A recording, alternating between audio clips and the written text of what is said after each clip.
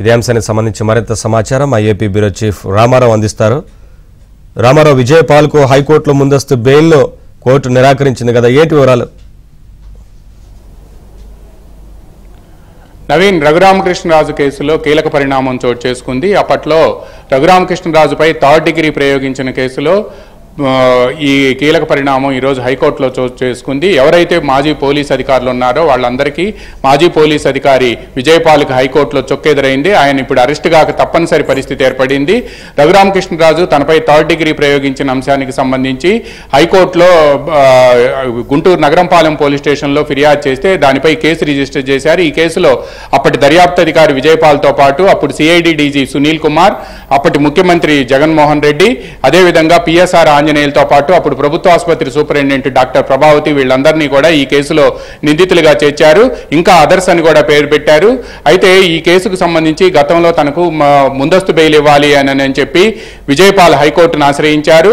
అయితే ఈ కేసుకు సంబంధించి తాను తర్వాత విచారణ చేస్తామని హైకోర్టు చెప్పినప్పటికీ కూడా ఈలోపు మధ్యంతర ఉత్తర్వులు ఇవ్వాలి అని చెప్పి హైకోర్టును అభ్యర్థించారు.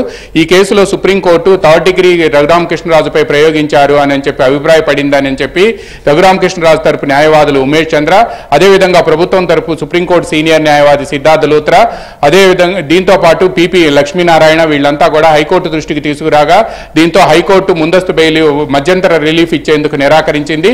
ఒకేసారి దీనిపై ముందస్తు బెయిల్పై విచారణ జరుపుతాము అని కూడా పేర్కొంది. అయితే ఇటీవల వరకు కూడా వాద ప్రతివాదనలు జరిగాయి. ఈ వాద ప్రతివాదనలో సుప్రీంకోర్టు కూడా ఈయనపై థర్డ్ డిగ్రీ రఘురామకృష్ణరాజుపై థర్డ్ డిగ్రీ ప్రయోగించారని, ఆయన కాళ్లకు గాయాలు కావడంతో పాటు సికింద్రాబాద్ ఆర్మీ ఆసుపత్రి ఇచ్చిన నివేదికను సుప్రీంకోర్టు పరిగణలోకి తీసుకున్న విషయాన్ని కూడా ఈ సందర్భంగా సిద్ధార్థ లూత్రాతో పాటు రఘురామకృష్ణరాజు తరపు వాదించే న్యాయవాది ఉమేష్ చంద్ర కూడా వాదనలు వినిపించారు.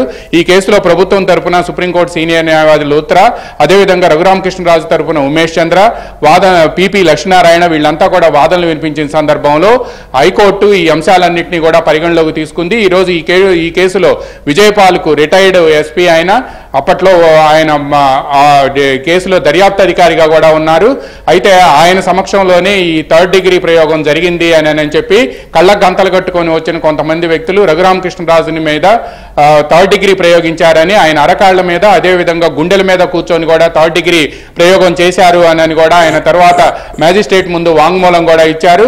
గుంటూరులో సిఐడి కోర్టు న్యాయమూర్తి ముందు వాంగ్మూలం ఇచ్చారు. ఆ తర్వాత ప్రభుత్వ ఆసుపత్రికి వెళ్తే ప్రభుత్వ ఆసుపత్రిలో కూడా అక్కడ ప్రభుత్వ ఆసుపత్రి వైద్యులంతా కూడా ఆయనపై థర్డ్ డిగ్రీ ప్రయోగం జరిగింది అని చెప్పి ఆయన కాళ్ళకి దెబ్బలున్నాయని చెప్తే అప్పుడు ప్రభుత్వ ఆసుపత్రి సూపరింటెండెంట్ మాత్రం అటువంటిది ఏమీ లేదు అని చెప్పి నివేదిక ఇచ్చింది అని కూడా రఘురామకృష్ణరాజు తన ఫిర్యాదులో పేర్కొనటమే కాకుండా ఆ తర్వాత సికింద్రాబాద్ ఆర్మీ ఆసుపత్రి ఆయన అరికాళ్లపై బలమైన గాయాలున్నాయి అని చెప్పి నిర్ధారించడంతో సుప్రీంకోర్టు ఈ అంశాన్ని పరిగణలోకి తీసుకొని ఆయనకు బెయిల్ ఇవ్వటమే కాకుండా దీనిపై వెంటనే దర్యాప్తు జరపాలి అని చెప్పి అప్పటి ప్రభుత్వాన్ని కూడా ఆదేశించింది.